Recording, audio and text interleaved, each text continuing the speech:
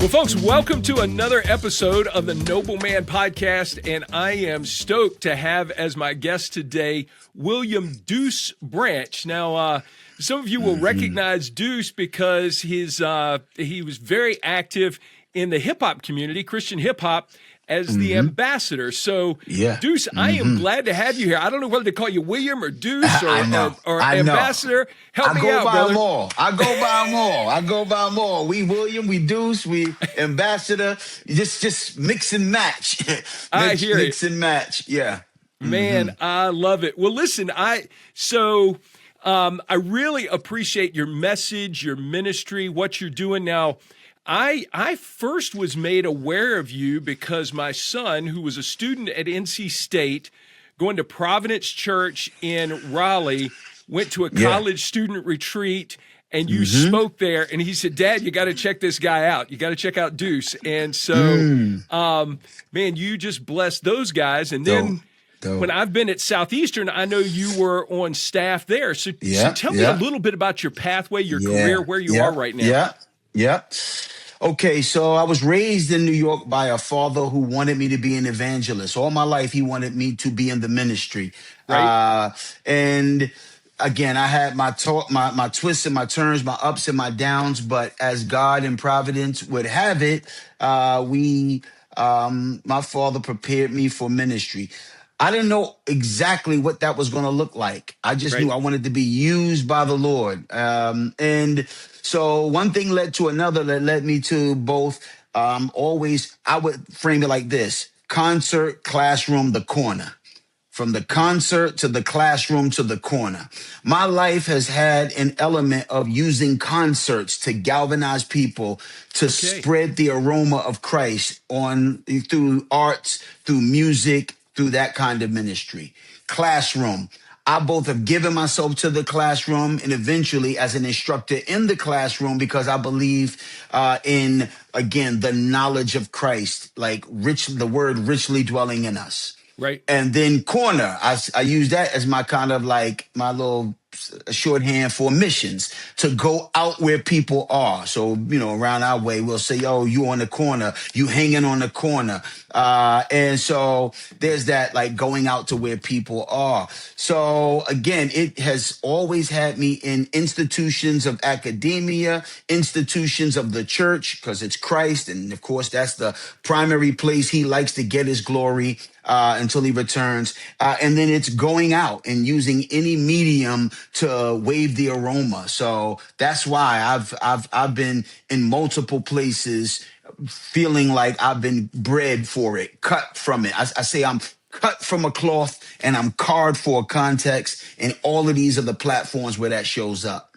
That's incredible. So one of the first things that you said that caught my attention is I was raised by a father who was preparing me to be an evangelist. So, I mean, folks on this podcast will recognize that I just kind of ask questions. We go after it. So as a young black man, to have a dad who was engaged, who was engaged in the church and who was investing in you, man, you were a unicorn in New York, I got to believe. Yes. And so while there's some of your context that you can relate to young men, there's a piece of this that your life experience is different from a lot of young men that you're dealing with in an urban context. Say it.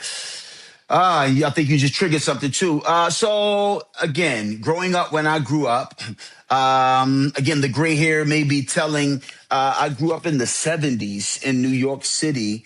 And my father, of course, that was during the time of something known as Black evangelicalism. Right now, that's swirling around in this moment because of I believe it's the Wheaton put out Christianity Today, some sort of connection where they put out Black and Evangelical, a documentary, just looking at the beginning roots of it. It's what produced a lot of the Black preachers of the more evangelical, theologically speaking type, but who were committed to the Black church context because it emerged during the time of segregation and it blossomed during the time of post segregation. But again, the residuals of that era. Again, 63. Somebody would say that Black Evangelical formalized as an organization during about 1963. And so and they tell, again, these men are like in their 70s now. They tell the story of having to wrestle through, how do I bring my fidelity to Black missional context, both as a Black man in America and all the trials that come with that during those times and beyond. The mission to them, to want to reach them during a time where Black power and Black liberation theology was having its way among the Black context. And what does it mean to have fallen, again, believing more in an evangelical vein? And so my father was part of that group. He was part of that group. In fact, I was born in Alaska. My father moved us to New York City because he wanted to work with what's viewed as one of the early patriarchs of Black evangelicalism, and that's Tom Skinner, a man by the name of Tom Skinner. My father went to New York because he thought God wanted him to work with Tom Skinner. That's what got him in New York. He's from Virginia. In fact, now that we're going to be in, we're going to be in Chesapeake. Awesome. So again, all my family's in Virginia because that's where he came from. But he moved us to New York. And so I say all of that to say that we were different because my father was bringing the Black and evangelically, theologically speaking, emphasis to a tattered New York City. If anybody knows anything about New York during the 70s and the 80s, we're talking about the concoction of the ghettos, the construction of ghettos and ghetto life. A lot of, again, man, let's just be frank. When mandated integration took place on a federal level, there's something called white flight in a lot of cities, major urban centers. And it basically left ghettos and then there was white flight out to suburbs. Well, we were in those ghettos, right? We weren't ghetto, but we were in the ghetto, right? Right. And we did ministry in the ghettos. In fact, my father, when I was a kid, he took me around to the 5 boroughs of New York, into those big project high rises. Right. And knocking on doors. I want to talk to you about the Lord Jesus. We went to parades. I want to talk to you about the Lord Jesus. That was back when tracks were really hot. You passed out tracks, especially like Chick. For those who know that one, that's for the old school that know about Chick tracks. And we would tell people about Jesus. I say all of that to say, it was different for us, but it really was what was formative for me. And so he was planting seeds there that have germinated and are producing different types of fruit now than he may even have imagined. So we're going to hop all around here because you mentioned the 80s and the 90s. And, and I remember, so I know you got into the Christian hip hop scene. Well, I remember Rapper's Delight. I remember some of that old school stuff.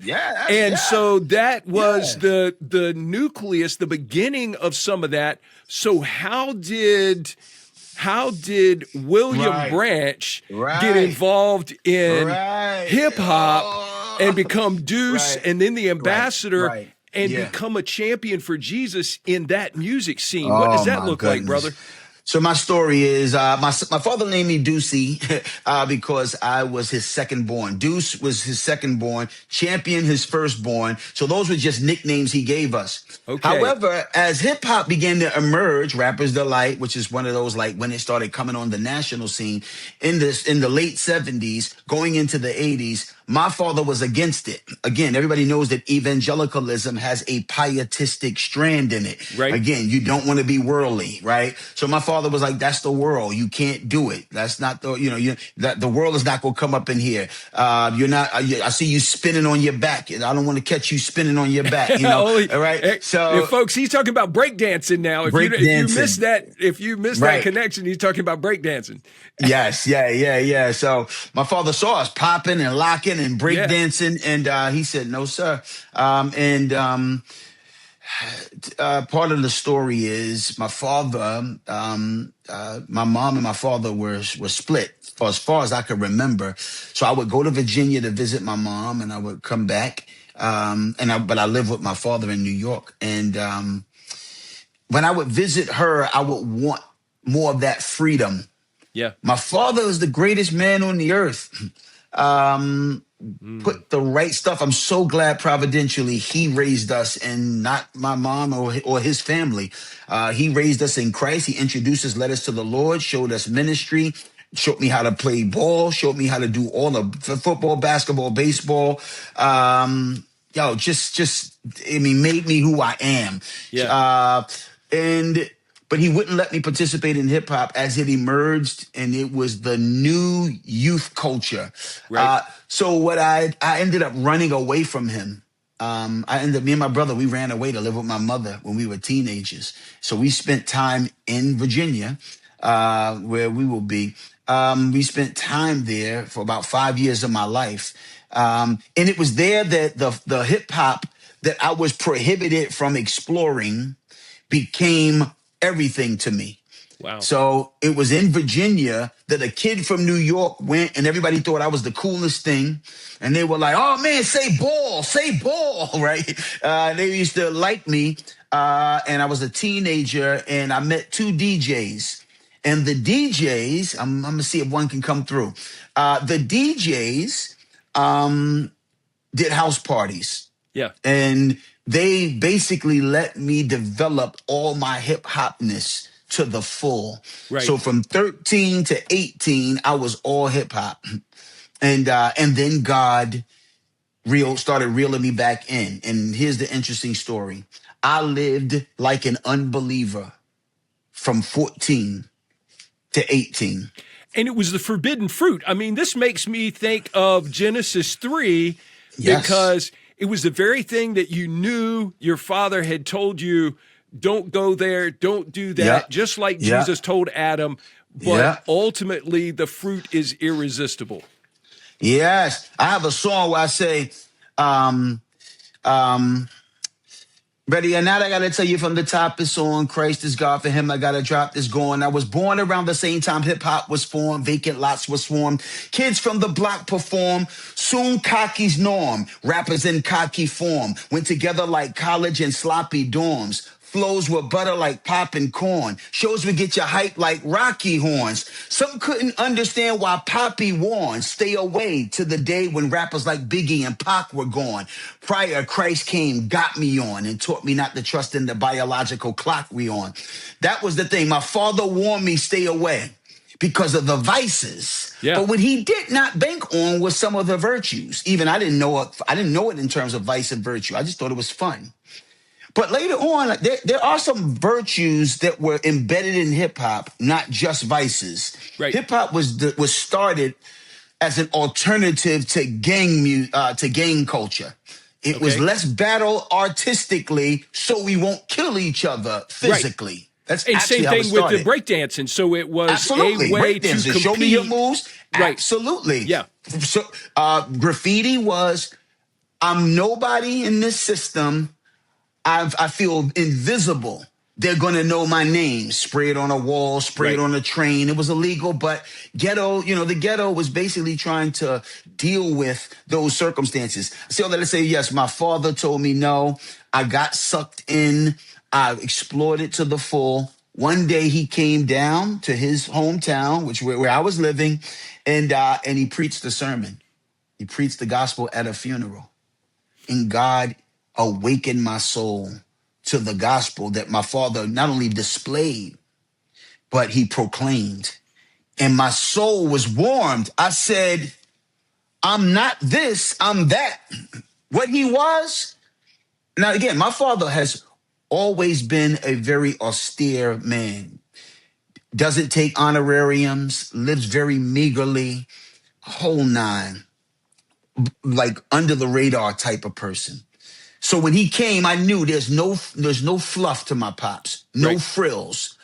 So I'm looking at him, and he looks brighter and stronger than any man I had been living my life around. I'm like, yo, what a testimony. You look like something qualitatively better than what I live around and what I'm on track to be. And I'm that. Why am I here? Like the old illustration of the eagle who's with chickens, right?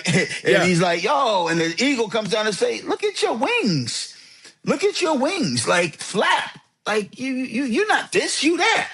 And Right. that was me. And God raised me, like resurrected my affections, my passions. And I called him. I said, yo, the Lord has awakened me. Now that I'm a young adult now. I'm about to be 19. I want to live with you again. And don't worry, you don't have to make me. I will serve the Lord Jesus voluntarily because a whole bunch of stuff happened and he brought me into that relationship. But hip hop was now so embedded in me. Yeah. He was going to have to deal with the hip hop culturally, subculturally speaking in me and the Jesus that was the overarching worldview. And So those two came together. So there's another crazy gospel message to this, because you said your dad came to preach a funeral. And so it was out of death that Duce came back to life in the gospel. Absolutely. And so, man, you just never know what the Lord's going to do in situations that look like he's losing, but ultimately the Lord wins. So say it. And my father, it took him a long time to adjust to it. yeah. It took him a long time to, because he eventually let me back, put me in Philadelphia College of Bible. Okay. I went to Philadelphia College of Bible. I mean, I was growing like a weed spiritually. Yeah. But the hip hop was still all on me. And my father he could not reconcile these two. But eventually I broke away from him again. Now I'm in my 20s. I broke away from him. The church was bringing me in to do, because, now think about the Billy Graham crusade, right? You utilize some sort of evangelism, utilizes acts, musical groups, music. Right. And contextual. For me, it was like, but I'm not Beverly Shea, but I'm Duce, right? Yeah. And so I started using rap. And during that time, that was the 90s, the church was on fire with using rap as an outreach mechanism. Again, Young Life, stuff like that had sensitized people to use people's artistic talents. And so I started using it, and everybody started having me come. I was going in prisons. I was going on the block. I was going open air. I was everywhere. And me and my guy, there's another guy from my group, Cross Movement Group. Yeah. And we ran into another dude who was eventually from the Cross Movement Group. And everybody in the Cross Movement we ran into as we all were doing outreach to reach people who were like us through this mechanism. Wow. And make a long story short, but my soul hungered to stay theologically drenched. Right. And Because it'd be so easy to get lost in that and just trade. Yes. I guess you could easily chase the rhymes and the rhythms and leave the Lord and the truth on the sideline. Yep. And but me, God he struck me with an appetite for his word, an appetite for theological discussion. I was a new man. I was new. And I wanted to be like my father, right? Yeah.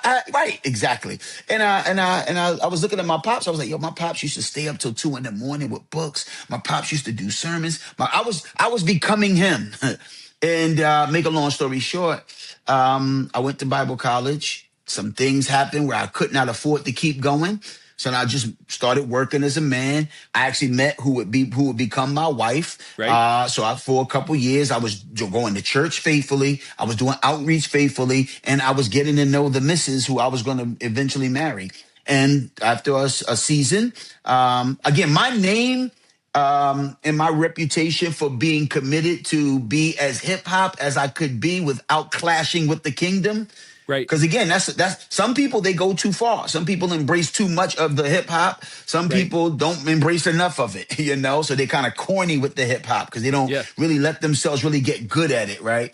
The Lord had graced me to be able to be as hip hop as one could be without compromising, but to be as robustly Christian and theological as you could be, which was the draw, which was people's attraction to me. Then I had the New York in my blood. So that kind of had a little something. God used all of it to give me a name. Eventually, I got a chance to go back and finish Bible college, but I went out to Lancaster Lancaster, I went further the education, but then money prohibited me from going again. Then I went back further, got with my wife. We got married, and then we went back. We finished, then went on to Dallas Theological for master's, because when I was at school, I was like, yo, how come there are no black educators in these kind of spaces? Right. And so they were like, yeah, a number of factors, but they said, but if you had if you had just a THM, we would hire you. I said, okay, I'm gonna go get a THM so I can be eligible for these kind of environments. I didn't know if God wanted to do that. I didn't know he was going to use it. I just was like, I at least don't want to be able to say, well, I'm complaining that there are no black educators within the evangelical theological academic space, but I'm not willing to be at least eligible for them to say, can you do it? Right. And one thing led to another, where my music had gotten me a national and even internationally known, but my hunger and my theological training put me in the ability to be snatched up by, let's say, like a Southeastern. Yeah. And eventually a Southeastern would even bring me through. So then you talk about, I mean, you've woven your life in and out through many cultures and ethnocentric environments. I don't even know if that's the right term, but so I think about Bryan Loritts wrote a book called Right Color, Wrong Culture. You may be familiar with that. And so honestly, it rare is the guy like Duce who can navigate comfortably in all of those environments. That's it. And disarm folks who would be uncomfortable with your presence. And I mean, I'm just speaking honestly. I think about Gary Freeman. Gary, you may know Gary Freeman. Gary's going to be at the conference doing a workshop for us. He was a student at Southeastern. African-American guy, played for East Carolina Pirates, but he's a pro-life guy. And he says he shocks every room that he goes into, because here's this big, dark-skinned guy who's pro-life, and he worked for CareNet pregnancy centers and all kinds of things. And so he navigates smoothly through all kinds of environments. And so the Lord's given you the ability to do that. Right. So, but now you're at Blueprint Church in Atlanta in an urban context doing urban ministry. So how was it? What's the comparison and the contrast from being at Southeastern Seminary in Wake Forest, which is a whole different world, brother, from Atlanta and in the urban context? Talk about that. Yeah, that's a good one. So Southeastern was very good to the Branch family. Again, it was of the Lord. And yet missionally, I've always had a longing to see, especially black and brown contexts that don't have, like you said, don't necessarily know how to navigate these worlds, because sometimes you don't have to. You don't have to navigate the worlds. If you're always in your own world, you don't have to navigate multi-worlds, at least not these multifaceted worlds. I always, again, hip-hop, the hip-hop being in your bloodstream, so that it's kind of like it makes you look different. I mean, even in a place like Southeastern, which was good to me, there still was times when I felt like there's a little bit of my difference that keeps me, even with the students. Like if I would have just been there on rap, like in rap mode, the students would have embraced me. Sometimes people, you're confusing, and they're like, I don't know whether to like want you to drop some bars or whether I'm supposed to sit and tuck up under you and let you form me theologically. I kind of don't usually want a person like you forming me theologically. I just want you to inspire me, motivate me. And I think sometimes that I felt that in the classroom, like the students were kind of like, you're not being cool and hip and dropping rhymes. You're just talking Bible. But we kind of got people we go to for that part. Yeah. And again, there probably somebody that's like, no, you were just what the doctor ordered for me. But I wrestled. It had nothing to do with the school and the administration. They were always like, man, you're killing it, man. The students love you. But I always felt the wrestle. And I think it's because God didn't want me to forget, hey, I'm going to allow you to traverse environments where I shaped you for from the beginning, your whole Right. story from New York, son of a black evangelical, somebody that came into the hip hop, somebody that had to merge it, somebody. So eventually I was there and I could feel myself kind of stagnant and unsettled.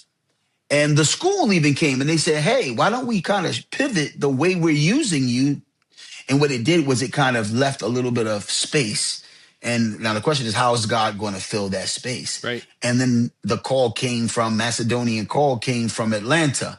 Hey, something happened. We have the ability to, give you again, an opportunity to come here and serve as one of the teaching pastors and the head of some of our theological equipping. Right. So right now I'm the director of Equip while the church is getting to know me, but I'm also going through the elder process to be one of the teaching elders. And I say all of that to say, yeah, now I'm in a place where I went from Wake Forest and my church was Imago Dei and my school was Southeastern. These are all, for the most part, white dominated spaces. Yeah. Again, some blacks here and there, but again, now I'm in ATL. I actually live in Decatur. I mean, right now, I would guess that my neighborhood is 98% black. Yeah. When I go to Publix, it's almost all black. When I go, Publix around Wake Forest, it was different. Yeah. Publix, and I'm here in this place with an opportunity. Now, the church is multi-ethnic. Oh Again, yeah. several Yeah. people. Yeah. Our church blueprint is but I say all of that to say it's different, but I feel like now I'm where I long to be making, like, to wave an aroma among a people and see if more can be brought into this, like what we do, the way we do it, because there's no shortage of religion here. No. There's no shortage of church here. There's no shortage of preachers here. There's no shortage of everything. Now the question is it of the warp and woof of the substance of what I kind of am used to being in and what I want to give people? That's rarer. And so Right. I'm having that opportunity to So bring. to bring that theological background and that intense Yes. training that is Yes. purely bibliocentric, Hmm. Right. Christocentric. I mean, Right. that's a big deal. And so Right. you're an ambassador in the hip hop world, but you essentially Hmm. are an ambassador for theological training Absolutely. there as well. So your name Absolutely. fits you again in that environment. Yes. So Yes. yeah, Yes.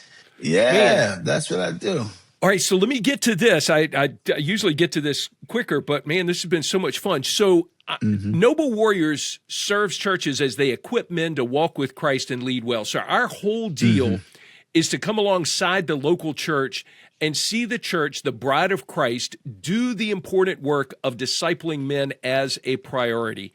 Because if we prioritize everything else but the men, your church is only going to be so robust, just to be Right. straight up Right. honest.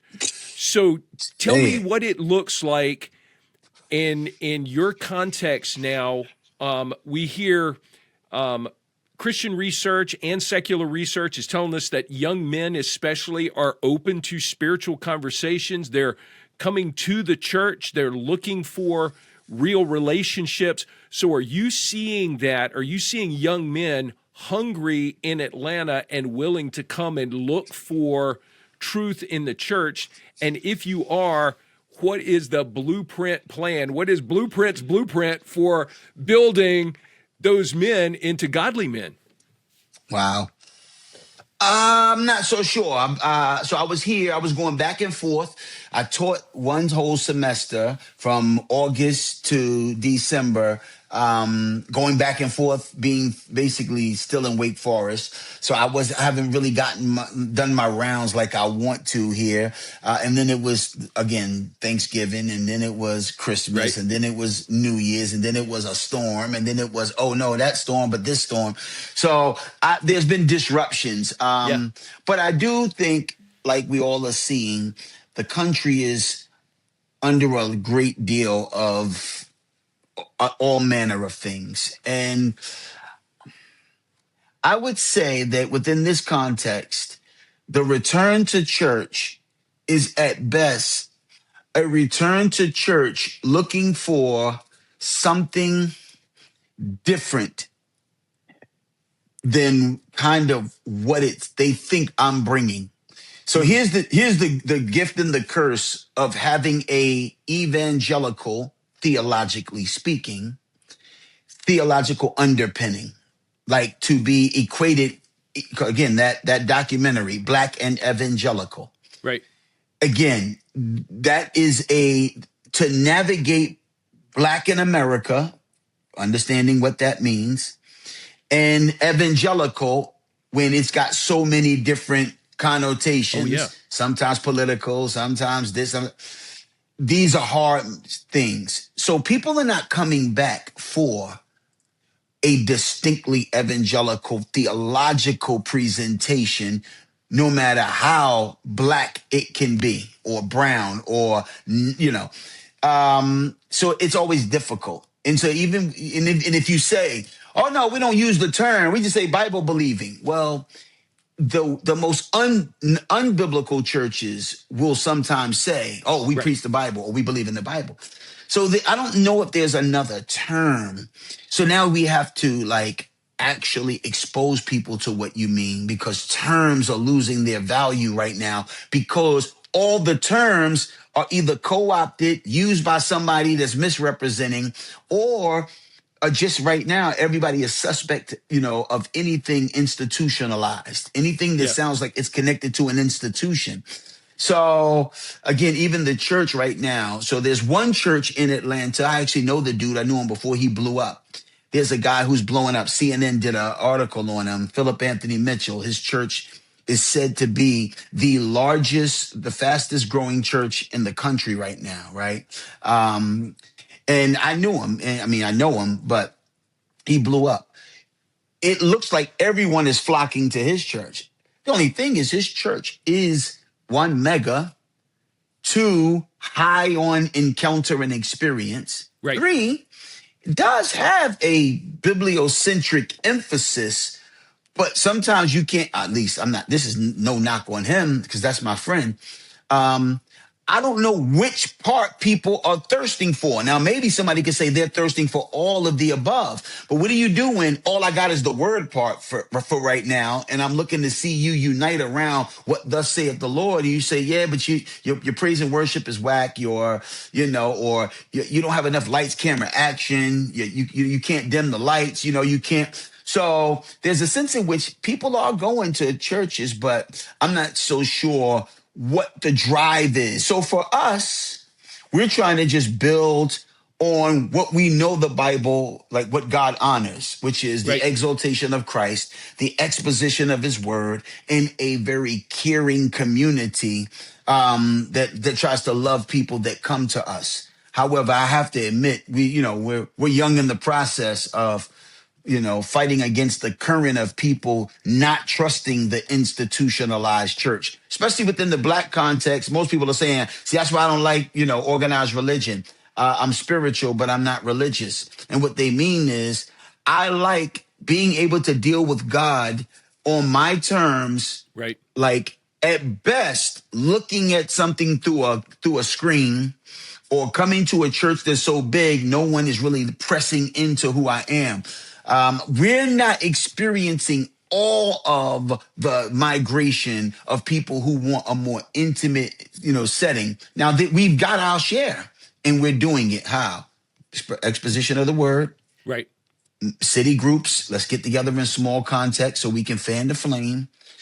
Again, Christ honoring music, Christ honoring gathering, and outreach. We do a blueprint is always has killed outreach. Huge on the outreach. Yeah, and distribution to the poor, and there's a confluence of the poor of the neighborhood because it's going through gentrification. There's people who can walk to work, that can afford what's coming. There's people who've been there all their lives who can walk the church.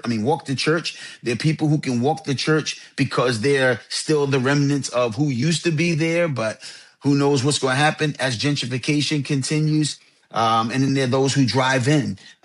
So again, I don't know if that answers your question, but right now I see it, but I'm still trying to study it. And what I do see is Christ will still honor his word and grow his church. But so we're just using the old tricks of the trade, quote unquote, the Well, Bible. and I think that's what you have to do, and I think you have to get small. I mean, Yeah, well, that's on us. Friday mornings I meet with 4 young dads, and I mean we're doing the New Testament together this year. So we were in Matthew 23 through 27 this morning, and just digging into. Spent a bunch of time on the parable of the talents, talking to these young men about what does it mean to invest what you've been entrusted for the benefit of the kingdom. You don't own it. What does it look like? Compound interest.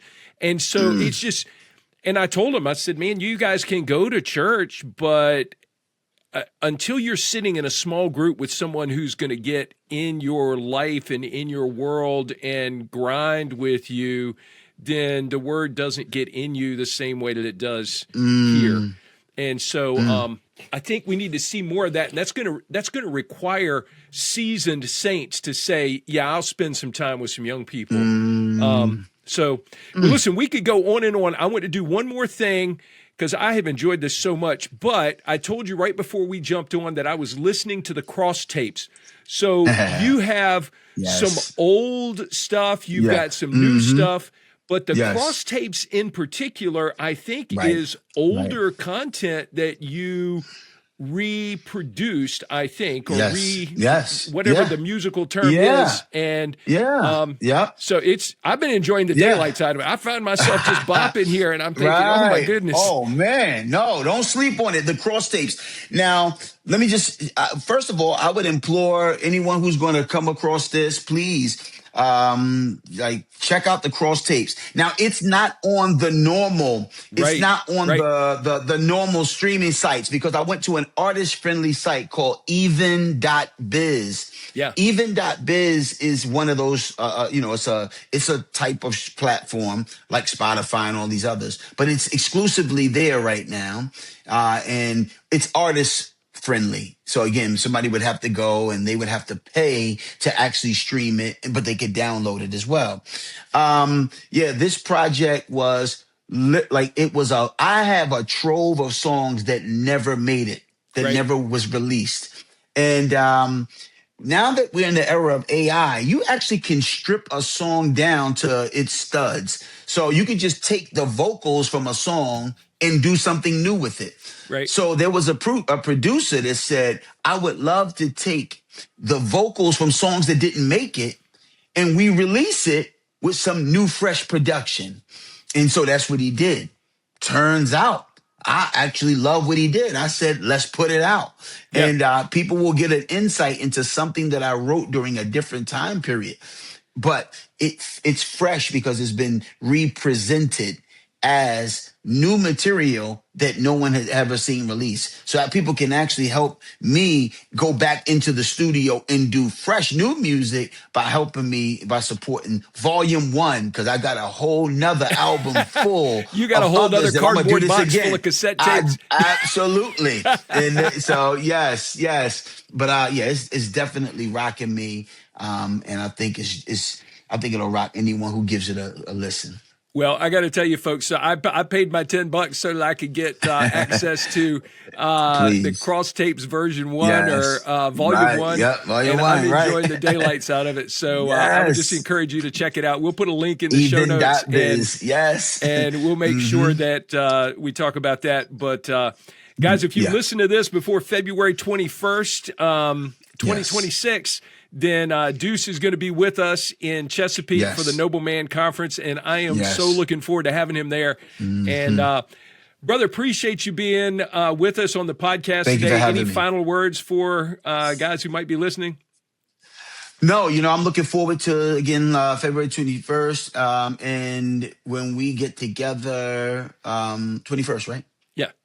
Yeah, and no final words. Just, man, the Lord's coming back. And so we're laboring, again, investing what we've been given. And when we come back, we get to say, your minas, however you pronounce it, your minas have produced. That's right. And I love that it's not us. It's the nature of what he's placed in our hand that actually produces the results. Amen. And we're just faithful, like you said, investors of it. So I'm looking forward to continue to invest. So I'm glad I'm doing it with other noblemen, and I love this ministry, and I thank you and for another invite. And I'm looking forward to not only when we come together in February, but just an ongoing relationship of being noble men for the Lord Jesus. Amen. Amen. Yes. Well, Duce Branch, thank you so much for being with us on this episode of the Noble Man Podcast. Folks, tune in next time. We're doing a series now where we're talking to some of our keynote speakers and workshop presenters for the conferences this spring. So keep listening, because you're going to be encouraged and blessed by what we bring to you. So God bless you, men. Thanks so much for joining us. Take care.